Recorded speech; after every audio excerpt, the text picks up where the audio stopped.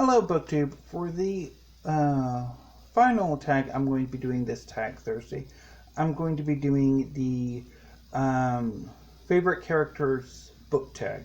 This tag was created by the Bookish Bryants, and I will leave a link to their original video down below.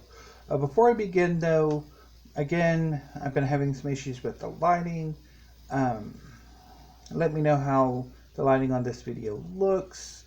Obviously I've kind of changed locations a bit, so see how that works, and I will maybe on Friday's videos try to get into the filming program and see if there are things I can do to make things brighter. So anyway, let's get started. So this tag doesn't have prompts. There's just, you can list off 20 characters that are your favorites. So I've been working on my list, and there are some that I had some changes that I decided to make over the few days since I've seen this tag. So in no particular order, my favorite characters are the Weaver from Perdido Street Station by China Medieval.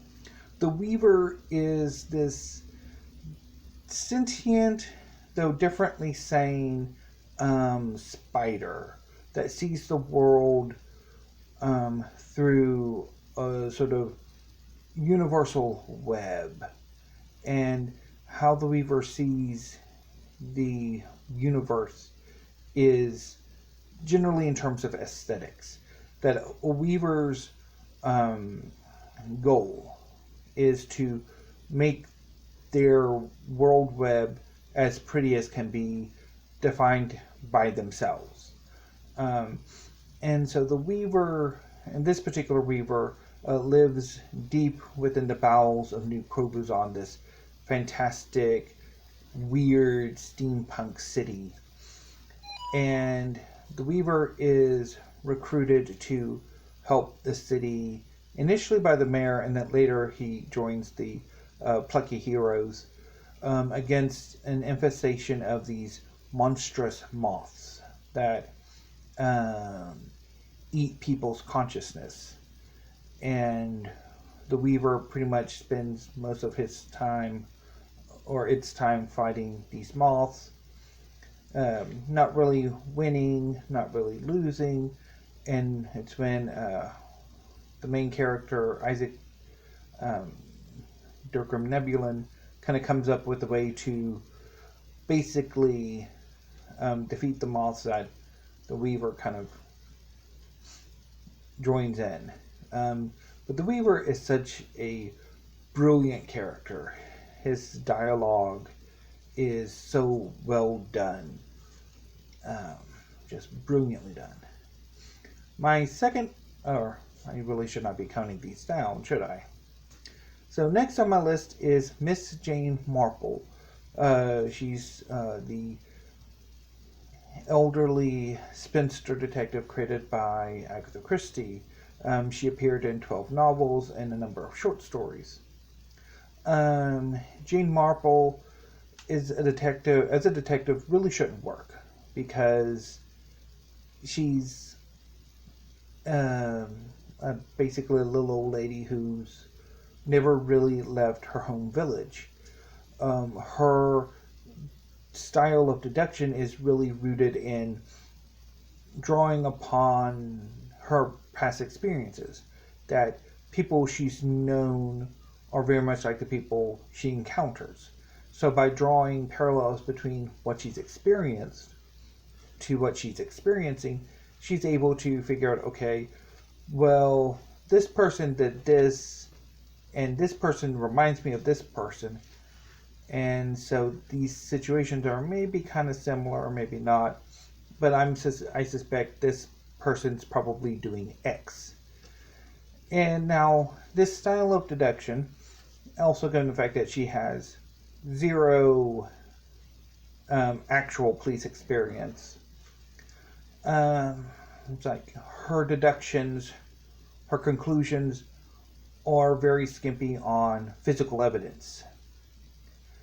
So, in most of the Marple novels, a trick or a trap has to be set for the guilty culprits. That in order to force them to commit one more crime, they basically not only convict themselves for this crime, but for everything else that happened. Because there's no way that they would be committing this crime if they hadn't already also committed those crimes. I mean, there's, I think, 2, maybe a bit more, where this trick technique isn't actually used. But, yeah, I really do adore Miss Marple. So my next favorite is also a creation of Agatha Christie's, Hercule Poirot. Poirot is Agatha Christie's most famous creation. He appeared in a lot of novels and a lot of short stories. He's a rather vain, retired detective in the Belgian police services who later goes into private practice in Britain as a refugee in World War I. And he's just really amazing as a character. Quite enjoy him. Next up is Max Saint Valentine, later St. John, from the tarot sequence by Katie Edwards. Max is the grandson of Lady Lovers. So in the tarot sequence, which is an alternate world, urban fantasy, basically the island of Nantucket has been taken over by refugees from Atlantis. Then in this setting, Atlantis was an island that remained hidden from the world until satellites and manned spaceflight really could pierce through it and say, oh, there's this island right here that shouldn't be there. And that caused a world war. The Atlanteans, I think, lost. But I'm not entirely sure about that. But they basically abandoned Atlantis and moved to Nantucket, where they basically bought a lot of buildings and transported a lot of buildings to Nantucket to make it look visually weird and stunning. But anyway, so Atlantean society is ruled by courts and nobility that are inspired by the character pieces or the character cards of the tarot. So the main character, Rune St. John, is the Sun Court. Max St. Valentine, his grandmother, was the leader of the Lover's Court. So at the beginning of The Last Sun, Rune is participating in a raid on the Lover's Court. The lovers have been engaged in a lot of nefarious activities, and they're being taken down. And basically the spoils will be divided into the participating courts. So Rune is cornered by Lady Lovers, and in exchange for a powerful magical artifact, he agrees to take charge of a package for her. That package turns out to be her grandson, Matthias, or Max. And over the course of The Last Sun and into The Hanged Man, Max becomes a member of Rune and his companion bodyguard, Bran's family. And I just really like Max's character. Although, and I think probably the fact that I kind of like he's my favorite character in the novel and in the series probably does color my reactions to the books as a whole, because there's a scene very early in The Last Sun where the morning after Max first comes, and he's like his first night with Rune and Bran, he gets into a little tiff with the housekeeper. How exactly they can afford a housekeeper, I don't know, but anyway. And the response is not to calmly talk this out and, okay, these are the rules, and yeah, it's basically Bran dunks Max's head into a toilet and Rune then throws him into the shower, and it's like, yeah. And that scene really sours me on both Rune and Bran as a character, and in a way on the book itself and the series, because it's never really adequately addressed or really referenced. Like, this scene is just like of child abuse. Just is never really resolved and eventually just pasted over. So, yeah. That's, my big issue with the Terror Sequence series. Anyway, let's move on before I spend the next hour just ranting about that. Next up is Evil-Lyn. She is one of the lieutenants of Skeletor in the Masters of the Universe series or franchise. She's an evil sorceress whose loyalty to Skeletor is not only... her loyalty is more as it benefits her. That she's after his power. And she will betray him if it serves her interest. And she's my favorite character from the Masters of the Universe franchise. And I've always been rather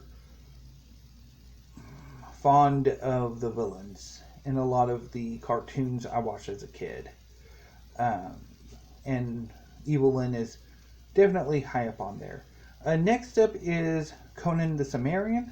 He was the creation of Robert E. Howard. He's the sort of pinnacle hero of sword and sorcery. He's this man who was initially a thief, who became a mercenary and a pirate, and eventually a king.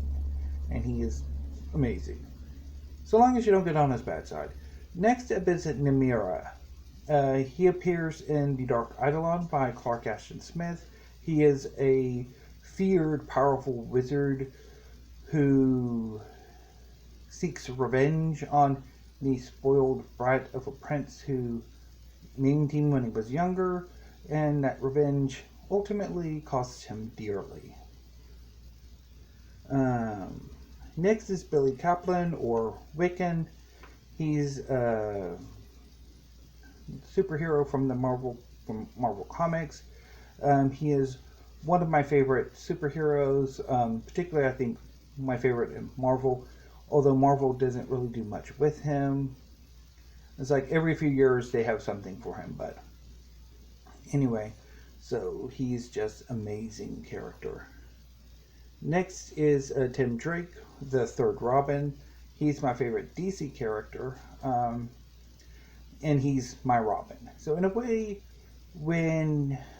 I think if you're a fan of Batman, I think depending upon the age you are when you get into comics and who that particular Robin is your Robin. I mean, so for some people that Robin will always be Dick Grayson. For me, Dick Grayson's always Nightwing, and Tim Drake is Robin. Next is Mikodez from the Machine Years of Empire series by Yoon-Ha Lee. Mikodez is the leader of the Shuos faction of the Hexarchate, the sort of ruling sort of societal structure, and they are a blast of a character. Mikodez manipulates everyone and everything, and their chapters, or his chapters, are just amazing. I love those the Mikodez chapters. Next is Lotus Huang from The Legend of the Condor Heroes. she is such an amazing character. She's bratty and smart and just really brightens up every scene she's in. I particularly love the scenes where she's just like showing her skills, her detective powers, everything. Particularly when she has it out with Yang Kang. Those chapters are amazing. Next are two characters from Fairy Tale. Well, technically three from Fairy Tale. Lucy Heartphilia, Natsu Dragneel, and Fullbuster. So, Lucy Heartphilia is the female main character of Fairy Tale. She's a celestial spirit mage or spirit wizard who starts the series as rather pathetic. I mean, she's not that skilled, she's not that powerful, but as the series progresses, she becomes more confident, more powerful, to where she can really stand alongside the rest of her team. Natsu Dragneel is the main male character. He's a very destructive young man who is just brilliant. And Fullbuster is his rival in sort of because his powers are ice, whereas Natsu's are fire, and they kind of play off of each other brilliantly. Also, Edward Elric from Fullmetal Alchemist. I just recently got back into Fullmetal Alchemist, and I remembered how much I really love his character. He is a brilliant character. Next are two more comic book characters. Selina Kyle Catwoman. She's Batman's premier female villain, although she really hasn't been a villain in the past 30 years. But she's brilliant. By far, I think my favorite traditionally villainous character. And also Ororo, Munro, or Storm from the X-Men. She's my favorite X-Men, and just brilliant character. Next is another villain, Shadow Weaver from She-Ra. Much like Evil-Lyn, Shadow Weaver is my favorite character from She-Ra. And then the goddess Athena, who does not need much of an introduction. And finally, another villain who's also been mostly a hero the past several decades, and that's Emma Frost, most famously known as the White Queen of the Hellfire Club. She's just an amazing character. So yeah, so those are my favorite characters. If you would like to do this tag, consider yourselves tagged. And again, please let me know down in the comments what you make of the lighting situation. I don't think this angle necessarily improves much, and that's kind of unsightly. So I'm going to try to change things up. Maybe go through and see if I can do something with the program to lighten things up. So see if I can do that, and I will be back tomorrow with weekly reads, and maybe I will finally do the in or out tags. So until then, BookTube, thank you, have a great afternoon, and stay safe.